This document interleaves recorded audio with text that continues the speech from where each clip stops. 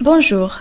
Avant de regarder la vidéo complète, je vais d'abord vous montrer le résultat que nous visons. Comme vous voyez devant vous, on a un tableau qui contient des informations des patients. L'ID, le nom et le numéro de téléphone. L'alerte fonctionne de telle manière que le message d'alerte nous apparaît à chaque fois que l'on clique sur une ligne. Maintenant, je ferme ça, j'enregistre afin de recommencer à zéro. La première chose à faire est de créer une base de données de patients et à partir de là, nous récupérerons les données. Pour moi, j'utilise MySQL Workbench, donc dans la barre de recherche, j'écris Workbench. Et voilà, on clique sur MySQL Workbench. Et on clique sur Localhost, MySQL. Voilà, donc la première chose à faire, c'est de créer la base de données en utilisant la requête create database. Ensuite, vous donnez un nom pour votre base de données. Pour moi, j'utilise hospital. Et on exécute la requête. Et voilà, après avoir rafraîchi, vous voyez ici la création de la base de données Hospital. La deuxième chose à faire est bien évidemment la création de la table. Donc, use Hospital.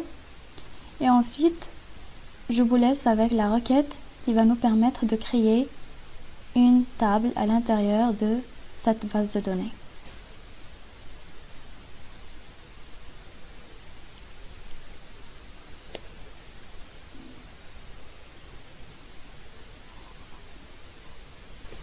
Je vous explique rapidement la requête.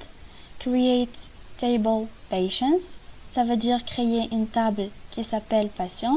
Cette table contient 4 colonnes. La première colonne, c'est ID patient, qui comporte l'identificateur du patient.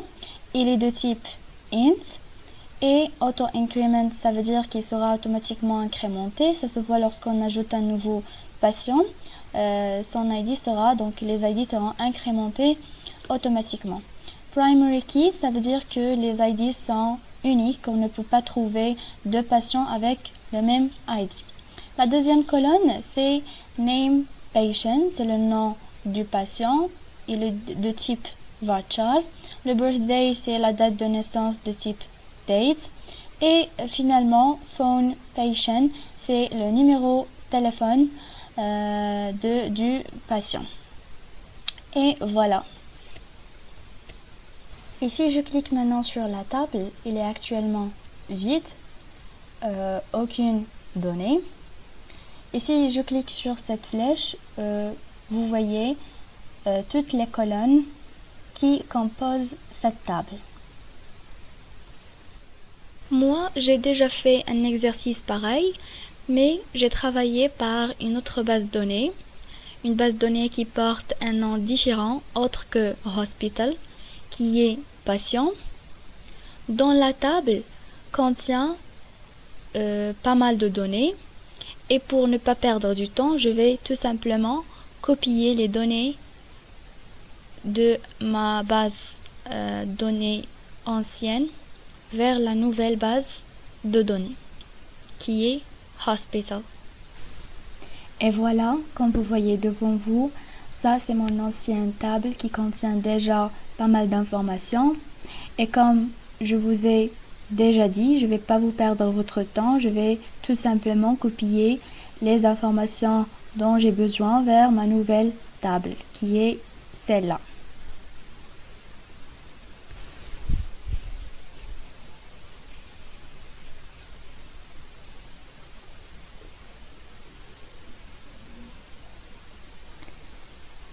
Et voilà, c'est terminé. Si vous travaillez sur Workbench, vous faites Apply et Finish. Et voilà, c'est terminé. Je ferme ça et ça.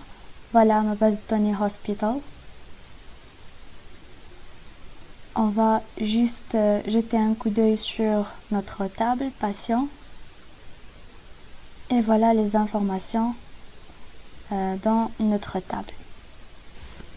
Maintenant, s'il vous plaît, on aura besoin de ces informations-là, sous forme de fichier CSV.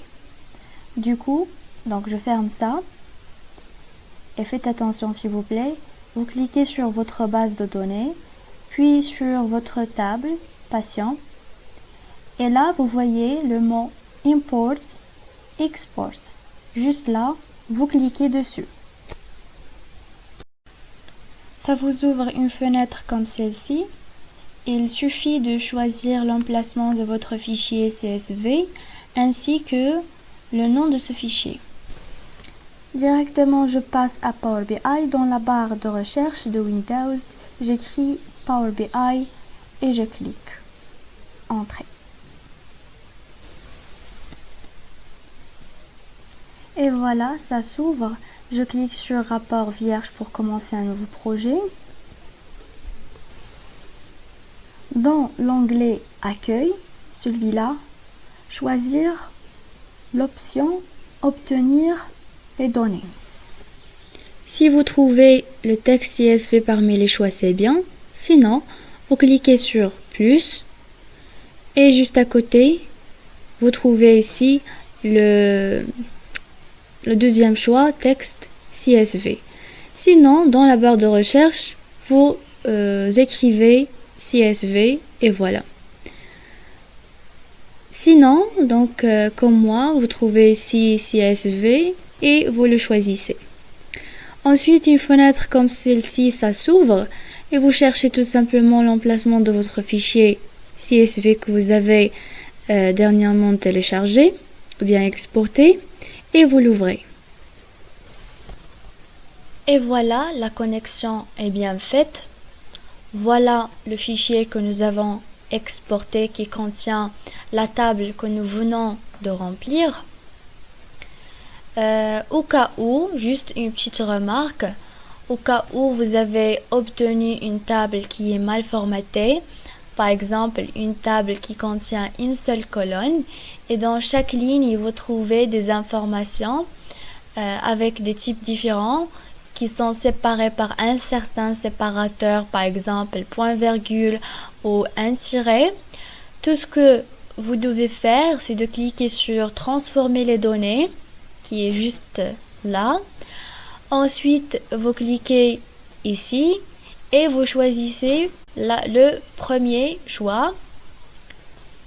Ensuite, vous choisissez le séparateur que vous avez dans la table. Donc ça, c'est juste pour les gens qui n'ont pas obtenu leur table sous le format désiré au début. Maintenant, je ferme ça. Je reviens à Power BI, mais je vois que... Alors, je vais refaire tout ça à zéro et je ferme Power BI. Je mets ne pas enregistrer parce que je recommencerai ça à zéro. Dans la barre de recherche de Windows, j'écris Power BI. Et voilà, entrée.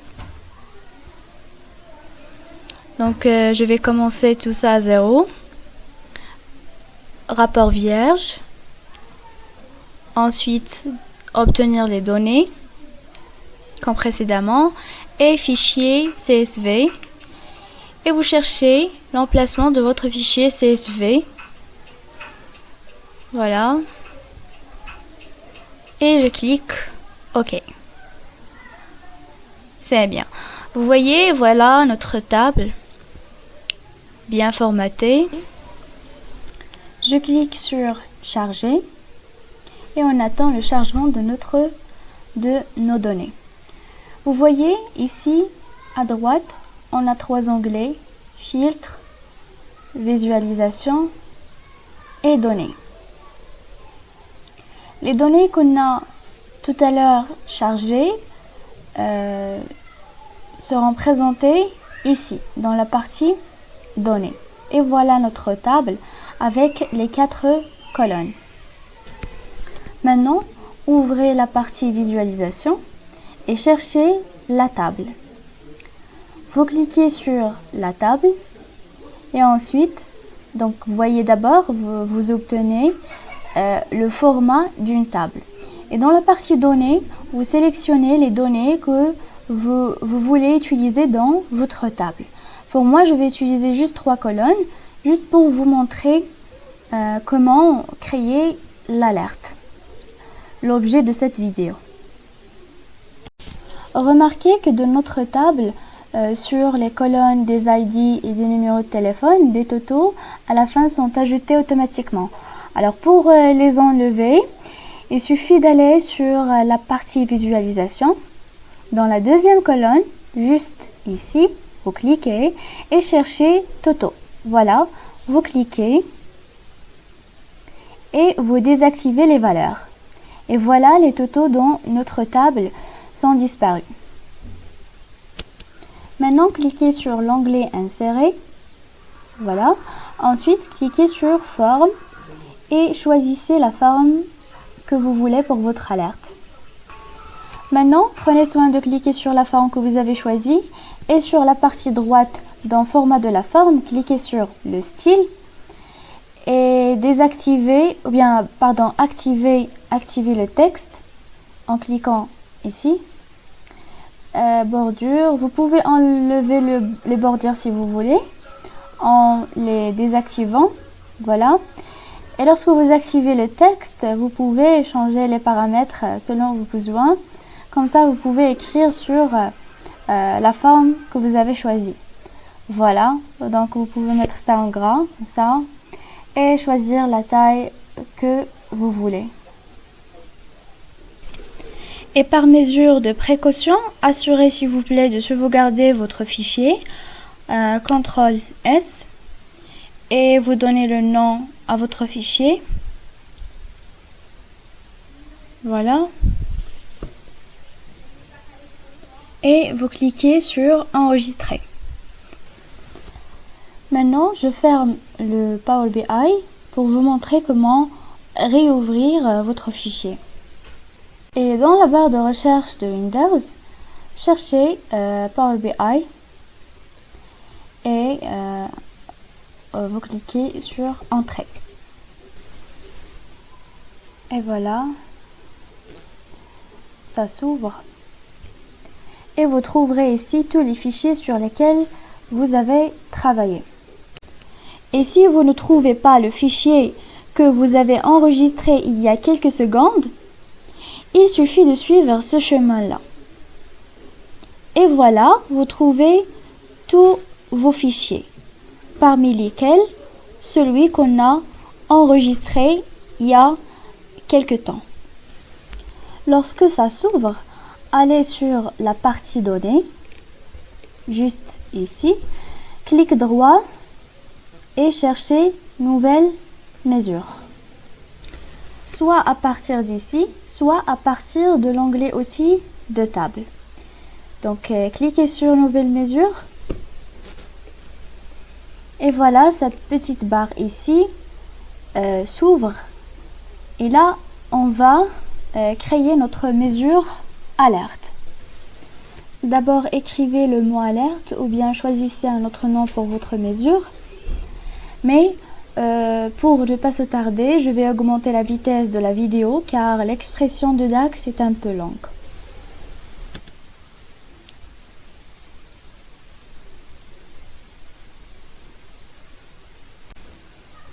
Mais gardez à l'esprit que l'idée générale de cette expression de DAX, c'est que une fois on trouve une information qui est manquante, on affiche le message suivant qui est Missing Information.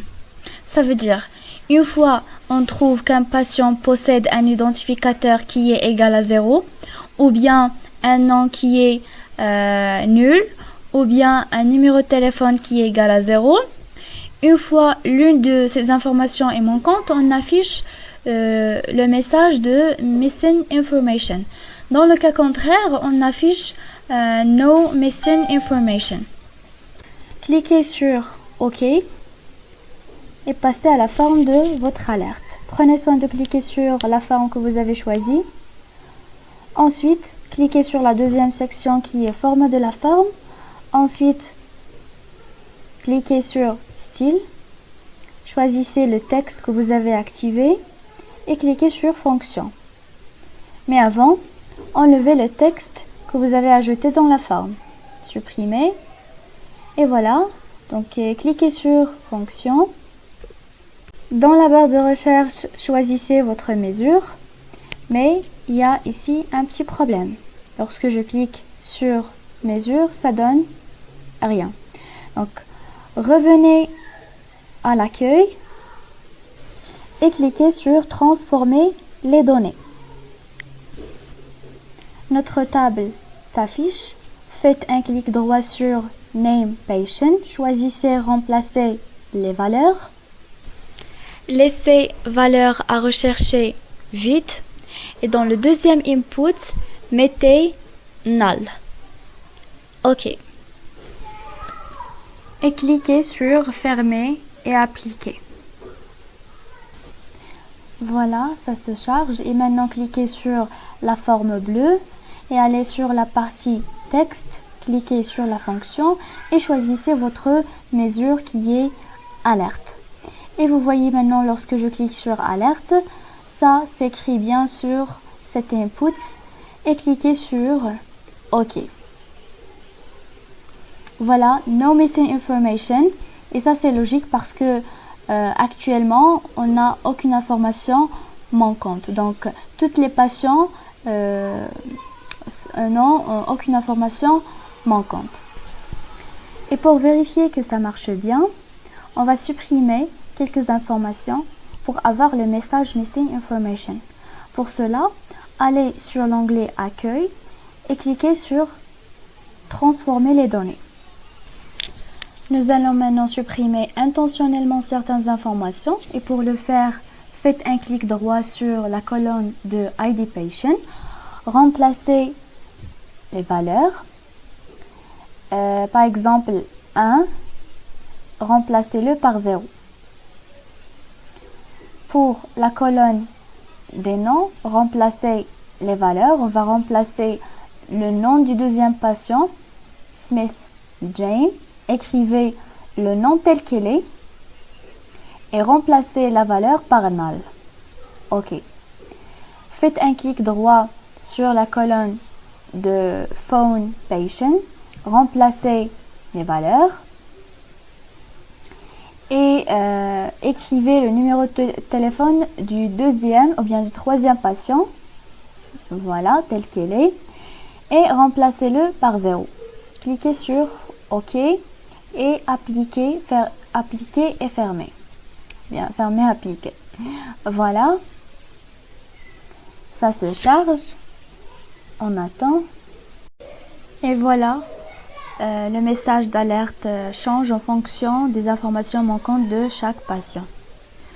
On va faire un deuxième exemple et aller sur Transformer les données dans l'onglet Accueil. Clique droit sur l'ID, remplacez les valeurs, remplacez l'ID 3 par 0, OK. Clique droit sur le nom du patient, remplacez les valeurs et remplacez le nom du troisième patient, Brown Alice, remplacez-le par null, écrivez null et OK. Donc cliquez sur Fermer et Appliquer. Et voilà, ça se charge d'abord. Voilà, le patient, il a deux informations manquantes, l'ID et le nom. Et les autres n'ont pas d'informations manquantes. Maintenant, je vous informe que je vais passer au style. Merci pour votre attention. Maintenant, je vous laisse. Si vous êtes intéressé, n'hésitez pas de continuer à regarder la vidéo. À la prochaine.